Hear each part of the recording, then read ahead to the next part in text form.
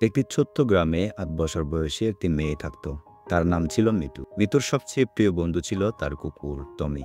মিঠু আর টমি সবসময় একসাথে থাকতো। তারা একসাথে খেলতো, একসাথে ঘুরতে যেত, আর একসাথে গাছের নিচে বসে আকাশের দিকে তাকিয়ে স্বপ্ন দেখত। একদিন মিঠু আর টমি বনে ঘুরতে গেল। হঠাৎ টমি একটি গর্তে পড়ে গেল এবং তার পা আঘাত পেল। মিঠু খুব ভয় পেয়ে গেল। সে টমিকে জড়িয়ে ধরে কাঁদতে লাগলো। তারপর সে সাহস করে টমিকে কোলে করে বাড়ি নিয়ে এলো। মিঠুর বাবা মা তাকে পশু ডাক্তারের কাছে নিয়ে গেলেন।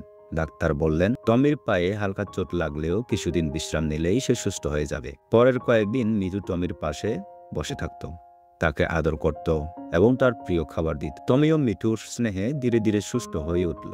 একদিন সকালে টমি আবার আগের মতো লাফালাফি করতে শুরু করলো।